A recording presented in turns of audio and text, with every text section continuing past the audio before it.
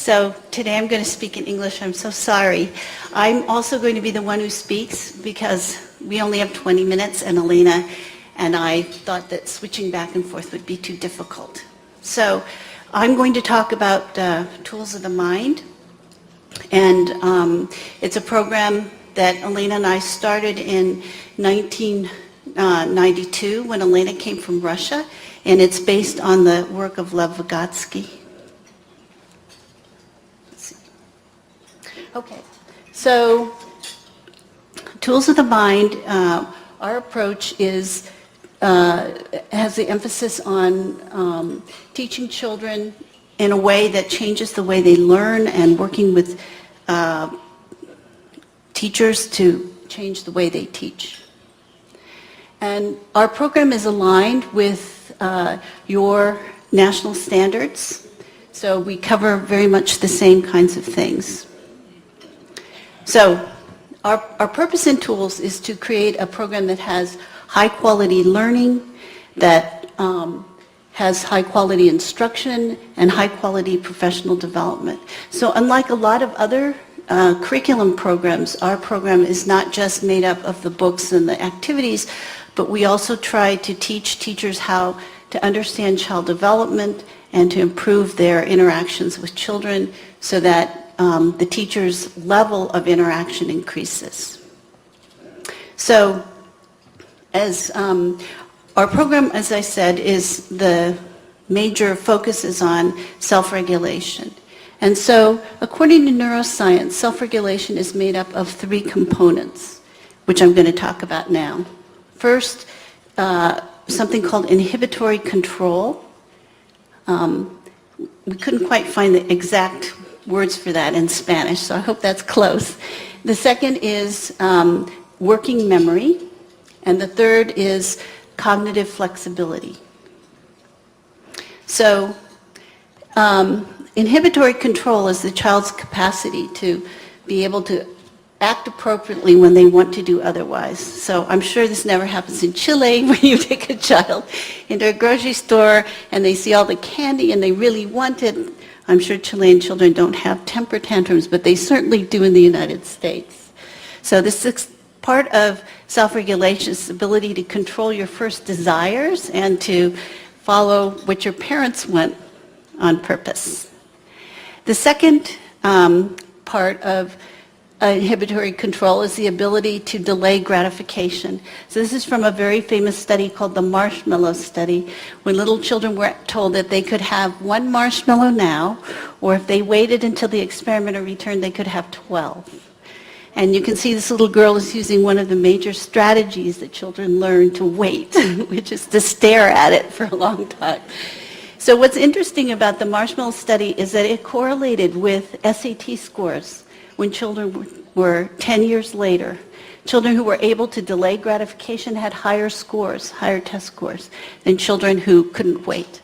So this video is actually on the internet, so if you want a good laugh, you should watch it, because there are all kinds of different strategies that they showed children using. One little boy put his tongue on the marshmallow. Okay, so wanted to say that self-regulation is composed not just of this emotional capacities, but there are also cognitive aspects to being able to control yourself. So, you know, it's part of auto-regulation is self-control is controlling anxiety when you make mistakes, being able to stop and think before you act, paying attention even though there are distractions in the classroom, and staying on task even when you're bored. Those are all skills needed in school. The second component of self-regulation is working memory. And this is your capacity to hold information in mind and think about it at the same time. So it's being able to reflect on what you think. So it's not just knowing how to get the answer, but how to explain how you got the answer. Weighing different strategies for the same situation so you can consider both strategies, and taking more than one perspective at a time. So if you look at these three sentences, the way you read the word papa, depends on the whole sentence. So you have to remember the whole sentence in order to read, or else the Pope is in big trouble. All right. The last is cognitive flexibility. This is your ability to adjust your mental effort depending on how difficult the information is that you're trying to learn. It's what you need to be a multitasker.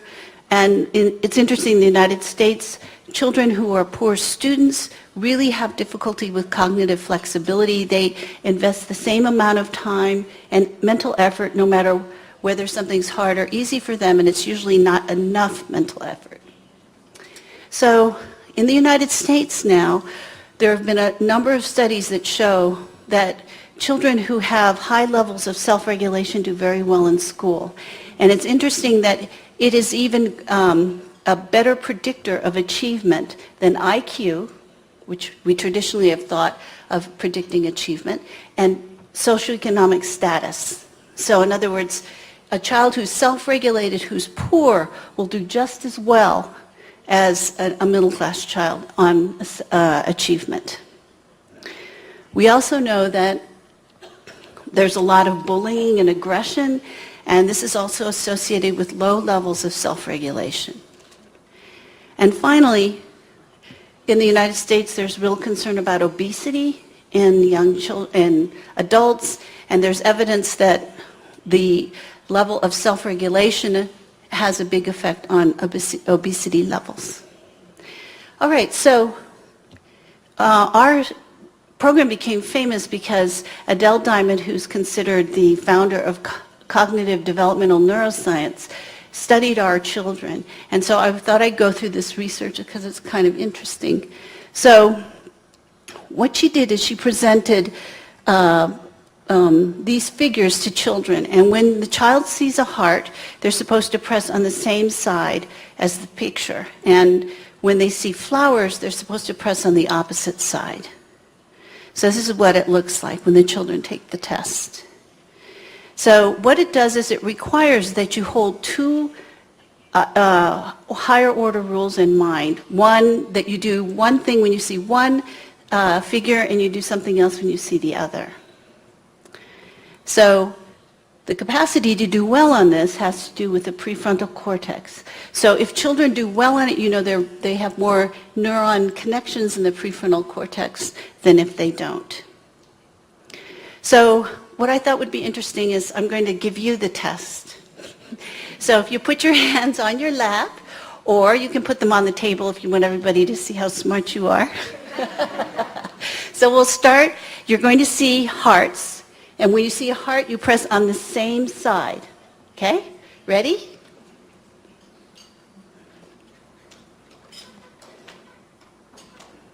Very good. You did as well as most mammals, including chimpanzees. Really, it's our prepotent tendency or our natural tendency to push on the same side. Okay? So now it's going to be harder because you have to press on the opposite side. Okay, so you see a flower on the left, you press on the right, right? And if you see a flower on the right, you press on the left. Ready?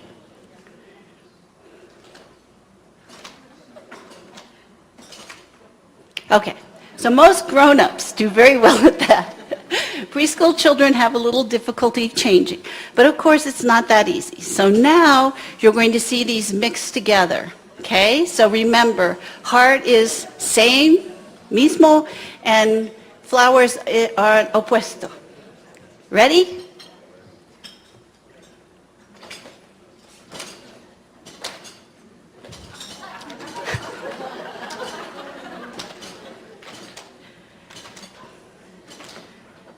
Aha!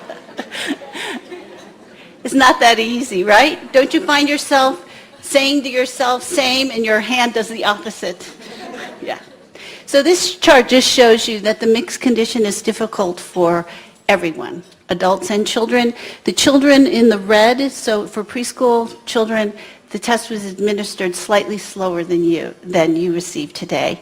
But it shows you that, that actually the incongruent condition, which was the flowers where you were pressing on the opposite, is still difficult for young children.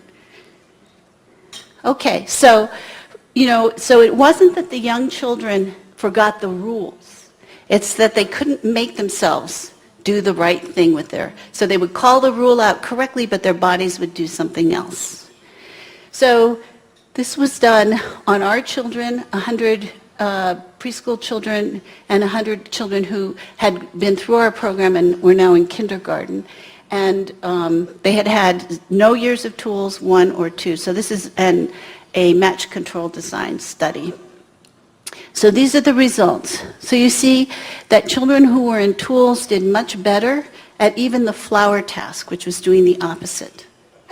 And when it came to doing the mixed task, they did even better. And what this slide doesn't tell you is that almost 100% of the children in tools finished the task, whereas only less than 30% of the children in the control group finished the task. And the reason is that they gave up. So didn't you know when you made a mistake and you felt silly because everybody started laughing? Well, what happens with young children, if they don't have self-regulation, is they just give up. They say, I don't want to do this anymore. So you can see how the effects are going to be when they try to learn, because learning is quite frustrating. So if you have self-regulation, you're going to keep going and trying. And if you don't, then you're going to have difficulties.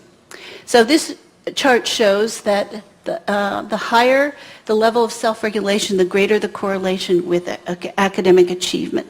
The 2 top things in blue are behavior problems. So you would want a negative correlation for those 2. All right, so I want to talk a little bit about Tools of the Mind, the program that Elena and I developed to improve the self-regulation in young children. So our program is systematic, sequential, and individualized, and it has an integrated theoretical approach. And we feel that this is really important because it gives teachers a deeper understanding of what they're doing, so that when we leave, we hope that they will continue doing not just our program, but when there are new things they need to add, that they would be able to do that following the same instructional methods that we teach. Okay, so for Vygotskians in our program, make-believe play, or play with roles, is really what Vygotsky called the school for self-regulation. But it's not just any play, and this has been one of the problems in the United States, because when you say play, what most teachers are doing is just letting children run around the room and play here, play there. So we expect our children to play for an hour or more in one place, and that they become really deeply engaged, that they plan their play in advance. They say, I'm going to do this and you're going to do that, and then we'll do it together. And so this is much more like the play that you probably engaged in when you were young children. But today's children, because of television and the way we've set up a lot of things, they don't really have the capacity to concentrate like we used to. Didn't all of you, I don't know, in the United States, even people who lived in New York, their parents would throw them out of the house during the summer and lock the front door and say, come back later, and you'd play in the street or play with your friends or your cousins. But that doesn't really happen much in the United States anymore. So we find that we have to actually teach children how to play. So they plan their play on paper. So this is called a play plan. So this little girl, I can't read the slide on the screen is so small, but she's going to be the cook, I think. Yeah. And so they plan this in advance on paper. And this plan is really important because even children who are quite aggressive never plan to just beat up another child. They always plan something very positive. Okay, so they play, we have physical self-regulation games. We have games that teach children how to regulate social-emotionally, how to take turns. So the top picture is of a very famous activity we invented called buddy reading, where one child has lips and the other child has ears. The child with the lips reads, the child with